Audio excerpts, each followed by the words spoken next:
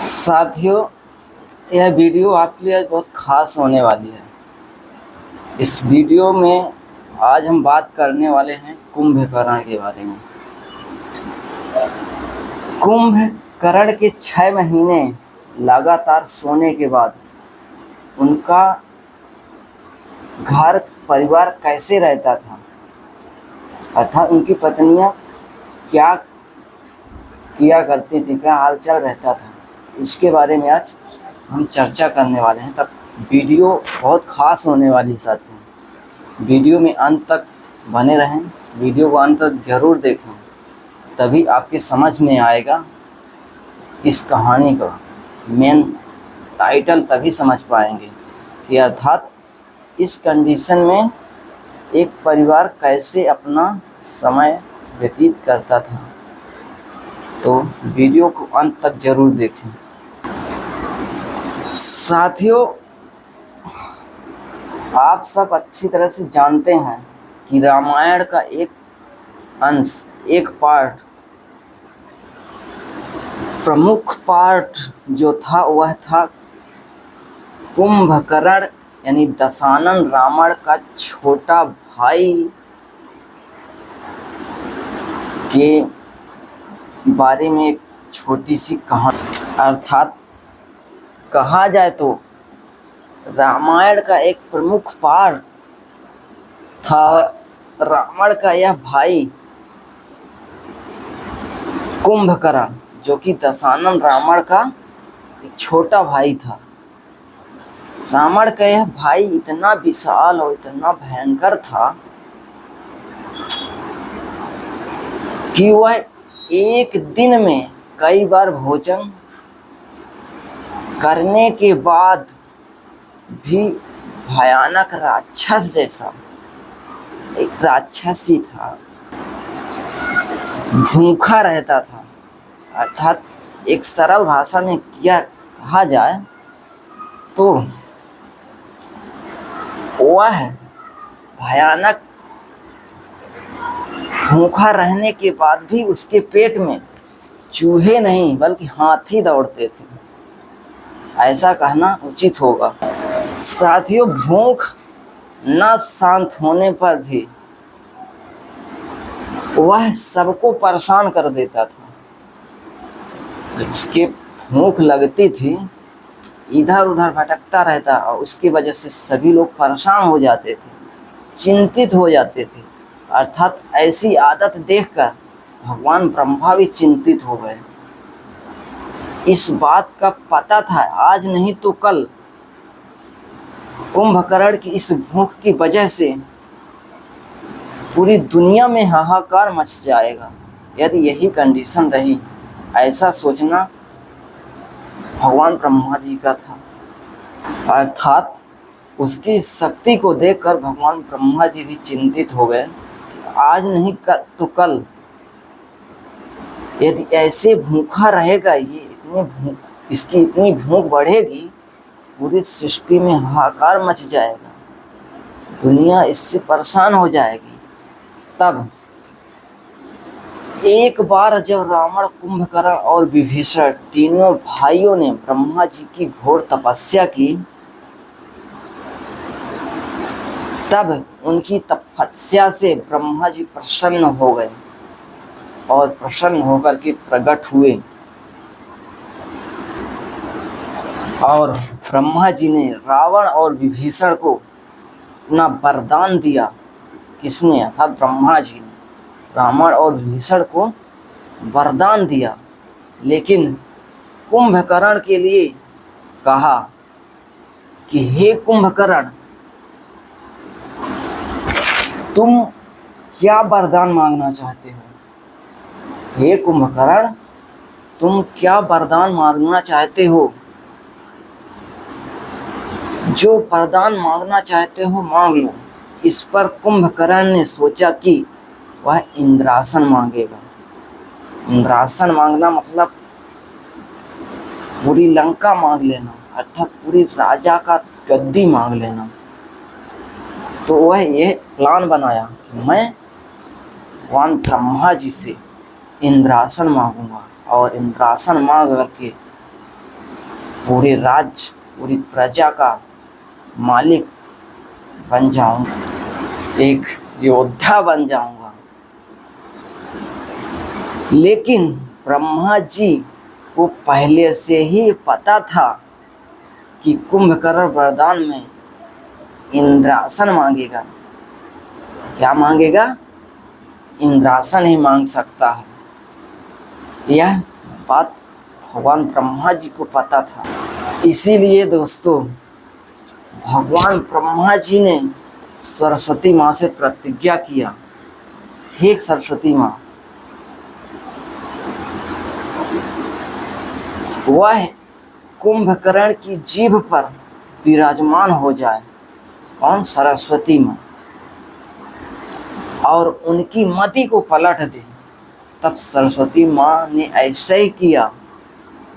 जब कुंभकर्ण ने ब्रह्मा जी से वरदान मांगा, तो वरदान मांगते समय देवी सरस्वती कुंभकर्ण की जीभ पर विराजमान हो गई।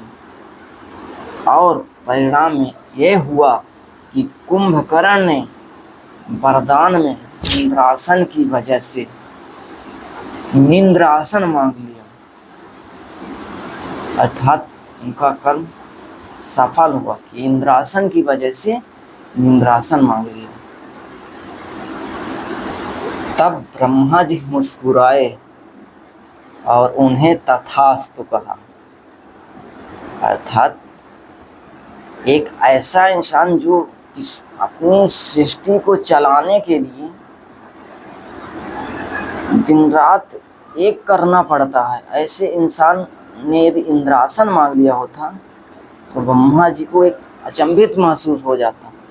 अर्थात ब्रह्मा जी ने मुस्कुराए जब उन्होंने निंद्रासन मांगा और उन्हें तथास्तु कहा, और सोचा कि अब सृष्टि की रक्षा हो सके, ताकि सृष्टि की रक्षा हो सके। यदि इंद्रासन मांगा होता तो सृष्टि की रक्षा कौन कर पाता? जब वो भूखा रहता, प्रतिदिन सोता रहता 6-6 महीने, सोता तो नहीं, मान लो वो भूखा रहता, हर जगह खाने के लिए ही दौड़ता, तो ऐसे में सृष्टि का निर्माण कौन करता? सृष्टि कैसे चलती? उन्होंने उसको तथास्तु कहा और उन्होंने सृष्टि की रक्षा हो सके इसके लिए उसने एक अच्छा समझा कि उन्होंने निंद्रासन उनको मांगने के लिए प्रेरित किया, जो सही हुआ। लेकिन साथियों, जब यह बात रावण को पता लगी कि मेरा भाई कुंभकर्ण वरदान में निंद्रासन मांग लिया है और यह वरदान में निंद्रासन मांगने के बाद वह जिंदगी भर सोता ही रहेगा, तो ऐसे में भगवान रावण ने ब्रह्मा जी से एक विनती किया कि कुंभकर्ण को 6 महीने सोने और 6 महीने जागने का वरदान दे दिया जाए। तब भगवान ब्रह्मा जी भी प्रसन्न हुए कि यदि 6 महीने सोने और 6 महीने जागने का वरदान मिल जाएगा, ये भी सही रहेगा। तब साथियों, रावण की बात मानकर भगवान ब्रह्मा जी ने कुंभकर्ण को 6 महीने सोने और 6 महीने जागने का वरदान दे दिया। अर्थात 6 महीने तक वो सोने में लग गया, अर्थात वह वरदान लेने के बाद 6 महीने तक के लिए सो गया। और साथियों, जब वह 6 महीने बाद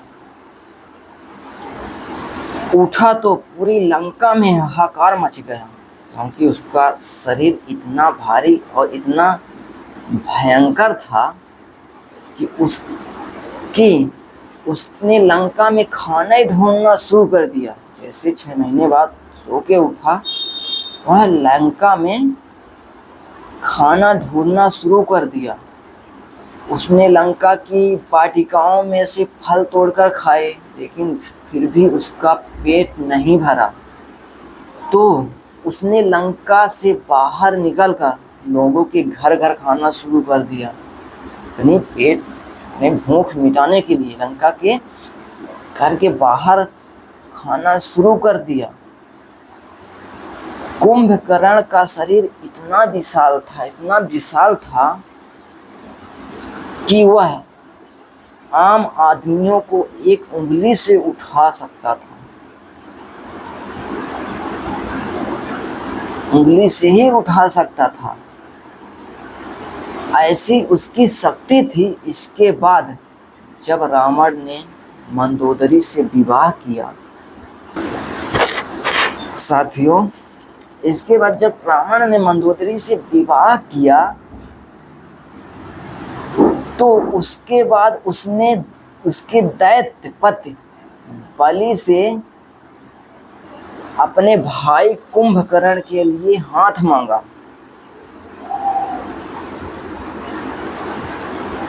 अब वज्रबाला बलि की पुत्री थी और बलि विमोचन का पुत्र था। वामन अवतार में जब भगवान विष्णु ने बलि से 3 पग धरती मांगी थी तो उस समय वज्रबाला वहाँ मौजूद थी और इन सब को देखने के बाद वज्रबाला एक बलशाली कन्या बन गई थी। अर्थात रावण ने जब कुंभकर्ण के लिए एक वज्रबाला उसके दैत्यपति बलि से अपने भाई कुंभकर्ण के लिए वज्रबाला नाम की कन्या का हाथ जब मांगा था, तब यह बातें सब वज्रबाला सुन रही थी और वज्रबाला एक बलशाली कन्या बन गई थी। कहा जाता है साथियों, वज्रबाला कन्या एक ऐसी कन्या थी जिसको हथियार बनाने का बहुत अच्छे से समझ थी। अर्थात वो अपने घर में हथियार बनाने की प्रैक्टिस किया करती थी और खाने पीने जैसे नमकीन जैसे आइटम, चटपटी चीज़ें बनाया करती थी अपने घरों में, क्योंकि वह हथियार जैसे लड़ाई लड़ने वाली चीज़ें जो हैं बनाने का उनके पास बहुत ज़्यादा हुनर था, बहुत ज़्यादा शौकीन थी वज्रबाला। तब साथियों एक ऐसा स्थिति आई कि रावण के कहने पर कुंभकर्ण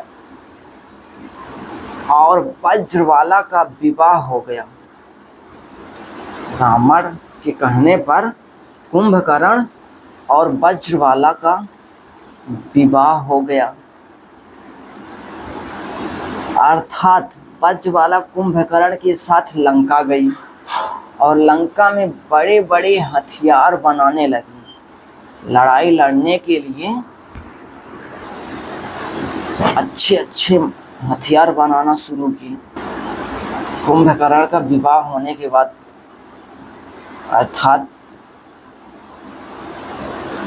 एक सुंदर से मकान, सुंदर से लंका में रहने के लिए उसको घर मिला वज्रबाला को, और वह हथियार बनाने के बहुत बड़ी शौकीन थी। हथियार बनाना, खाने पीने के आइटम, नमकीन जैसे चटपटी आइटम बनाना, ये सब की बहुत शौकीन थी। और घर तो सुंदर बना ही लिया था, बिल्कुल लंका सा। अब उसको क्या कमी थी? आराम से कुंभकर्ण की शादी होने के बाद वह वहाँ पे लंका में हथियार बनाना चालू की। लड़ाई झगड़े लड़ने के लिए वह सभी हथियारें तैयार करती थी। साथियों कुछ साल बीतने के बाद वज्रबाला और कुंभकर्ण के 2 पुत्र पैदा हुए। 2 पुत्रों ने उनके घर में जन्म लिया, जिसमें से एक का नाम कुंभ, दूसरे का नाम निकुंभ रखा गया। इसके बाद कुंभकर्ण ने 2 विवाह और किए। उसने 2 विवाह और किए और यह विवाह, दोनों विवाह प्रज्वाला और अपनी मर्जी से किए। कुंभकर्ण की दूसरी पत्नी का नाम कर्कटी रखा गया। उसकी दूसरी पत्नी का नाम कर्कटी था। वह भी बहुत अच्छी कन्या थी, जो सह्याद्री की राजकुमारी, जिस पर कुंभकर्ण का दिल आ गया था। सह्याद्री की राजकुमारी थी और कुंभकर्ण का पर दिल आ गया था। अब कर्कटी से कुंभकर्ण के पुत्र भीमासुर का जन्म हुआ। कर्कटी जो है पर्वत में रहती थी। कर्कटी पर्वत में रहती थी और कुंभकर्ण का तीसरा भी विवाह एक कुतुबपुर के महोदर नामक राजा की कन्या तड़ितमाला से हुआ, जो बाद में लंका में ही रहती थी। लंका में ही रहती थी और सारा हथियार बनाने वाले कामों को देख रेख उन्हीं के साथ काम करती थी। लंका में ही सुंदर घर बना लंके का, उसी में अपना कामों में लगी रहती। साथियों, यह सब देख करके रावण ने कुंभकर्ण की पत्नियों में से सबसे पहली और बड़ी पत्नी को, वज्रमाला को, रावण ने लंका की शस्त्र बनाने वाली और सभी आने जाने वाले मेहमानों के लिए नमकीन जैसे चटपटे खाने पीने के आइटम बनाने वाले सभी आइटमों के प्रोडक्ट का मालिक या मुख्य सेना नियुक्त कर दिया। किसने? रावण ने। कि यह पूरा देख रेख, इस कारोबार का पूरा देख रेख हमारी सबसे बड़ी जो कुंभकर्ण की भार्य पत्नी है वो करेगी। अर्थात उसका सेना नियुक्त कर दिया, क्योंकि साथियों उसको हथियार और खाने पीने के आइटम बनाने के लिए बहुत ज़्यादा ही गहरा एक ज्ञान था। आप ही समझो, जिसको किसी चीज़ के बारे में ज़्यादा नॉलेज होगा, ज़्यादा ज्ञान होगा, वो उसका मालिक ही बन जाएगा। अर्थात उसको ज़्यादा समझ थी उस चीज़ के बारे में, अर्थात उसको उसका मेन सेना नियुक्त कर दिया उस कारोबार का।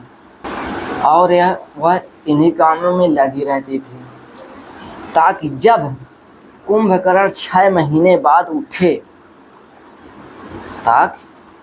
जब 6 महीने बाद उठे तो उन्हें वह अस्त्र शस्त्र से प्रसन्न हो जाए, खुश हो जाए और खाना खाकर अपनी भूख मिटा सके। उसको इसीलिए सेना नियुक्त किया क्योंकि वो पूरा देख रेख करे और खाना पीना बनवाए, और जब कुंभकर्ण 6 महीने बाद उठे तो प्रसन्न हो जाए और अपना खाना पीना खा के अपनी भूख को मिटा सके। साथियों, कुंभकर्ण का पेट तो ऐसे था कि उसकी भूख मिटती नहीं थी, लेकिन शादी के बाद 3 शादियों के बाद उसको खाने के लिए इतने आइटम बन जाते कि वो भूख मिटा भी सकता था। ऐसा कहा जाता है साथियों कि वो उसके पेट में चूहे नहीं बल्कि भूख की वजह से हाथी दौड़ते थे। इतनी भूख उसको लगती थी, वो खाना ढूंढते रहता, घर में पेट ना भरता तो बाहर जा के भी खाता था। इसलिए उसको बना बनाया खाना मिला और सोने के 6 महीने सोने के बाद उसको बना बनाया खाना मिलने लगा और वह अपनी भूख मिटाने के लिए खुश हो जाता था। साथियों, ऐसा कहा जाता है कि रावण और कुंभकर्ण हमेशा से कोई राक्षस ही नहीं थे, बल्कि एक श्राप के मुताबिक वे राक्षस बने। एक श्राप के मुताबिक वे